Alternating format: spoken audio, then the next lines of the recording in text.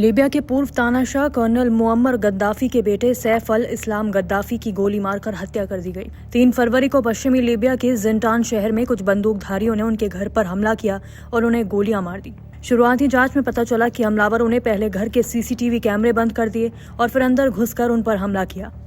इससे उनकी पहचान करना मुश्किल हो गया। ये घटना इसलिए भी चौंकाने वाली है क्योंकि सालों पहले उनके पिता की भी बेहद क्रूर तरीके से मौत हुई थी और अब बेटे की हत्या ने कहानी फिर से शुरू कर दी है। गद्दाफी के एक करीबी नेता अब्दुल्ला ओथमान अब्दुर्रहीम ने फेसबुक पर सैफ अल इस्लाम की मौत की जानकारी दी। उन्होंने बताया कि 4 नकाबपोश बंदूकधारी दोपहर के समय जिंटान में उनके घर में घुसे और उन पर हमला कर दिया। कुछ रिपोर्टों के मुताबिक सैफ ने हमलावरों से लड़ाई भी की, लेकिन वो बच नहीं पाए। हमले में पहले सीसीटीवी कैमरों को क्षतिग्रस्त कर दिया गया, इसलिए अब हमलावरों की पहचान करना थोड़ा मुश्किल हो गया है।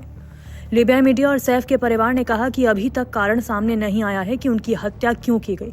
सैफ अल इस्लाम की टीम ने लीबियाई अदालत और अंतर्राष्ट्रीय समुदाय से इस हमले की निष्पक्ष जांच कराने का अनुरोध किया है ताकि दोषियों की पहचान हो सके। सैफ अल इस्लाम गद्दाफी एक समय अपने पिता के उत्तराधिकारी माने जाते थे। वो लीबिया की राजनीति में एक महत्वपूर्ण व्यक्ति थे।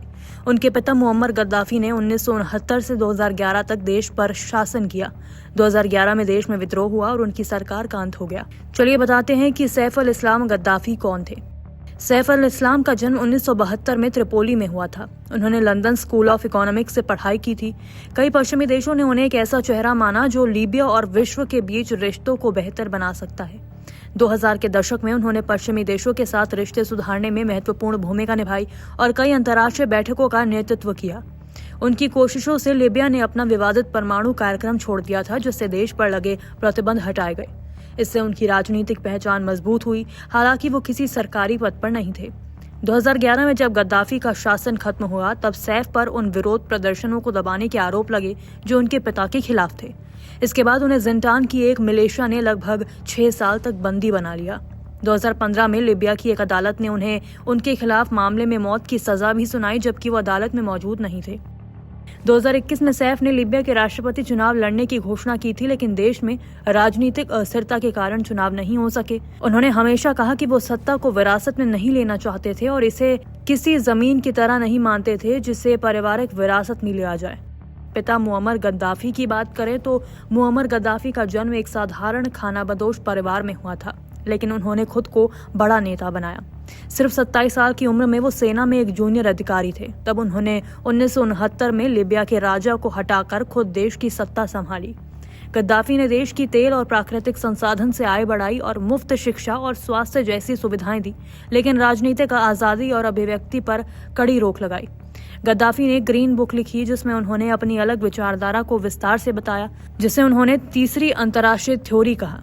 वो खुद को कभी राष्ट्रपति नहीं कहते थे, बल्कि क्रांति के मार्गदर्शक के रूप में पहचानते थे। उनकी विदेश नीति काफी अलग और महत्वाकांक्षी थी। वो खुद को अरब और इस्लामी दुनिया का नेता मानते थे। कई अन्य देशों की क्रांतिकारी गतिविधियों का समर्थन भी करते थे।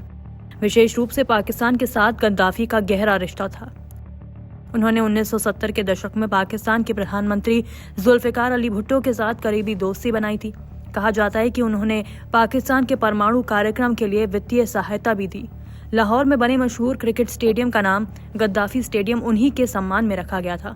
गद्दाफी ने 1971 के युद्ध के बाद आर्थिक तंगी से जूझ रहे पाकिस्तान को करोड़ों डॉलर बिना शर्त दिए थे, लेकिन 2011 में अरब स्प्रिंग की लहर ने गद्दाफी की सत्ता को हिला दिया। घरेलू विद्रोह के साथ साथ नाटो के हस्तक्षेप के कारण उन्हें सत्ता छोड़नी पड़ी। 20 अक्टूबर 2011 को वो अपने गृहनगर सिरते में विद्रोहियों के हाथों पकड़े गए और उनकी वहां क्रूर हत्या कर दी गई। अब सैफ अल इस्लाम की हत्या के बाद ये डर है कि लीबिया की राजनीति फिर से और अस्थिर हो सकती है। नमस्कार, मैं हूं मानक गुप्ता। अगर आपको हमारा ये वीडियो पसंद आया हो तो इसे लाइक और शेयर जरूर करें, और हाँ, हमें सब्सक्राइब और फॉलो करना ना भूलें ताकि आप देश और दुनिया की कोई खबर मिस ना करें। तो जुड़े रहिए हमारे साथ और देखते रहिए न्यूज़ 24।